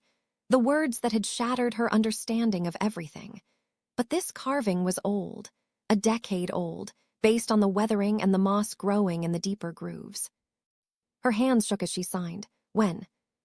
The night you saved me, Rune signed back. I came back after I'd found shelter, after I'd stopped bleeding. I was 15 years old and barely strong enough to stand, but I needed to leave something. Some proof that I'd been here. Some message that someone had seen you, even if you never knew it. Vesper's vision blurred with tears. She remembered that night. Remembered signing desperately to the dying boy in the forest, not knowing if he could see her, if he understood, if she was just talking to herself like always. She'd watched him disappear into the trees and convinced herself she'd imagined the whole thing, that her desperate need for connection had made her see recognition where there was none. But he'd seen her. He'd understood. And he'd come back in the darkness to carve a message in stone, knowing she'd never see it, doing it anyway because it mattered that someone acknowledge her existence. I spent 2 years watching you after that, Rune's signs continued. Learning your language, memorizing every sign. I couldn't approach you. I was too young, too weak. I had nothing to offer. But I promised myself that when I was strong enough, when I'd built something worth offering, I'd come back for you. I'd free you from this tower. I'd give you the choice you'd never been allowed to have. You spent 10 years preparing to save me. Vesper signed, her hands trembling with emotion. No, Rune's signs were firm, definitive. You saved me that day with nothing but your hands and your hope. I spent 10 years preparing to give you the same gift. Freedom, choice. The knowledge that you mattered to someone, even when the whole world tried to convince you that you didn't. Vesper looked at the carving, then at the window 3 stories above where she'd stood so many times, signing to her reflection, believing she was alone. But she hadn't been alone. Someone had been watching. Someone had been learning. Someone had seen her silence and called it strength instead of curse. She stood slowly, pulling Rune up with her. They climbed back to her room, to the window where everything had started. Vesper placed her hands on the windowsill, the same spot where she'd gripped the glass 10 years ago, pounding until her palms bruised, signing frantically to a dying boy she thought she'd never see again. Rune stood beside her, his massive frame somehow gentle in the small space. His hands moved, catching the last light from the window. You asked me why I came back, why I learned your language, why I risked war to carry you away from that ceremony. Yes, she signed. Because that day, bleeding, dying, broken in ways that should have killed me, I looked up and saw a girl in a tower signing to me. She didn't know me, didn't owe me anything, but she tried to save me anyway. She gave me directions to water, to shelter, to survival. And for the first time in my life, someone saw me as worth saving. His signs slowed, weighted with a decade of emotion. I didn't come back to claim you, Vesper. I came back because you showed me what it meant to be seen. And I wanted to give you the same gift. Golden light began to glow around Vesper's hands, not the overwhelming surge of her silent speech, but something gentler. A warmth that spread through her chest and into her fingers, responding to the depth of what Rune was saying, to the truth of what they'd become to each other. Rune's hands began to glow too, not with silent speech, which he didn't possess, but with something else. The bond that formed between 2 people who'd saved each other in different ways, at different times, across a decade of preparation and hope.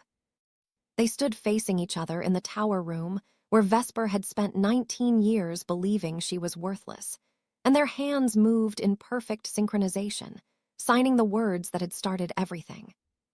I see you. The golden light pulsed brighter, warm and alive, filling the small room with radiance.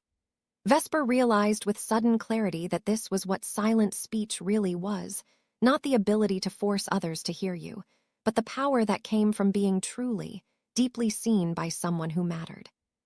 She'd manifested her power during the siege, yes, but it had been dormant all along, waiting for the moment when she finally believed she was worth hearing.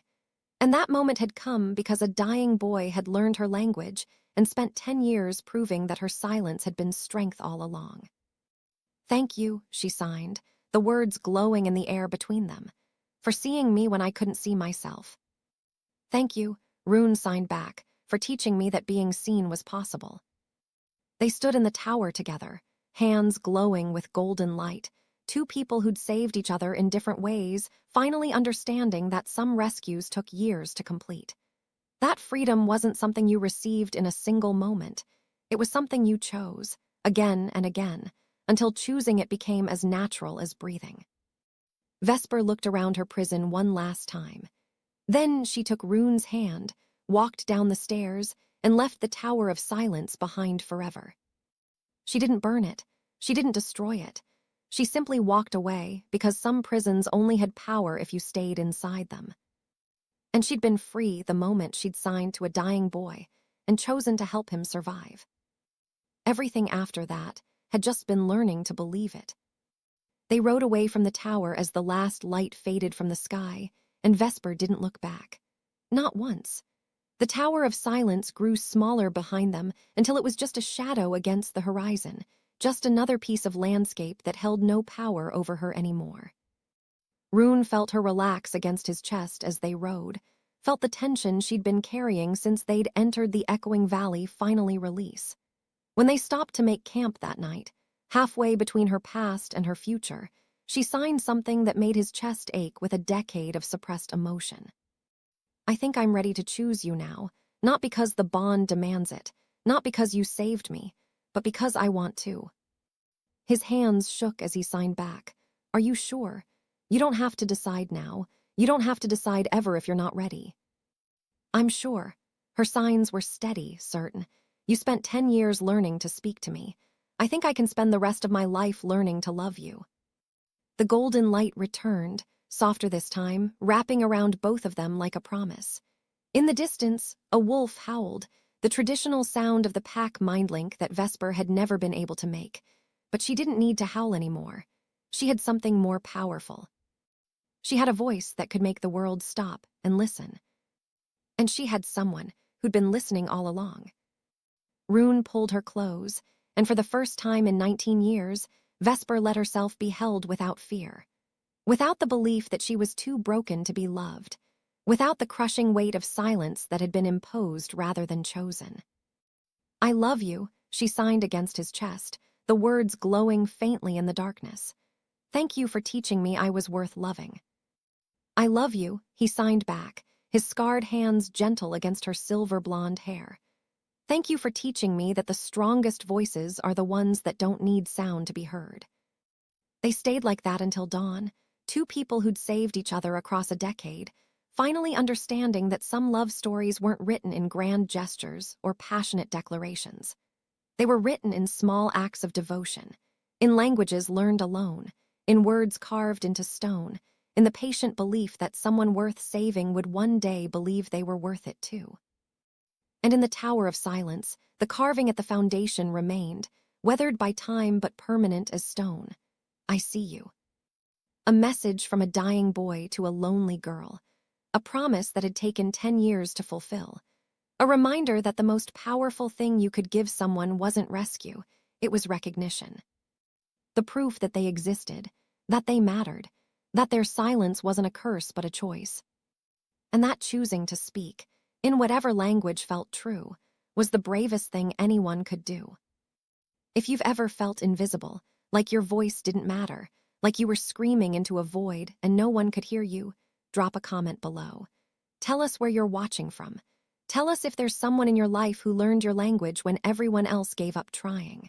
Tell us about the moment you realized your silence wasn't weakness, it was power waiting to be claimed. Vesper spent 19 years believing she was worthless because she couldn't speak the way others demanded. But her silence was never the problem. The problem was a world too loud to hear what she was saying. Maybe you're in your tower right now. Maybe you've been there for years, signing to your reflection, convinced that no one sees you. Maybe you've created entire languages from your loneliness, built vocabularies from your pain, and wondered if anyone would ever learn to speak them back. This story is for you, because somewhere out there, someone is learning your language. Someone is carving your words into stone even though you can't see them yet. Someone is spending years preparing to tell you that you were never cursed. You were just speaking a truth the world wasn't ready to hear. Subscribe if you believe that being seen is the most powerful gift you can give or receive. Subscribe if you've ever been the dying boy in the forest or the girl in the tower. Subscribe if you're still learning that your voice, however it sounds, however it manifests, is worth hearing. Share this with someone who needs to know that silence isn't always surrender. Sometimes it's strategy. Sometimes it's survival. Sometimes it's the loudest scream you'll ever make. Comment below with the words, "I see you," if this story touched something in you that's been locked away too long. Because that's what we're building here. A community of people who understand that the most important conversations happen in the spaces between words. In the languages we create when no one teaches us how to speak. In the golden light that appears when someone finally learns to hear what we've been saying all along. Hit subscribe, hit the notification bell, and remember, you were never broken. The world was just too scared to hear what you'd say when you finally decided to speak. Your tower has a door. You've always had the key. Sometimes you just need someone to remind you that you're allowed to walk through it. We see you, and we're not looking away.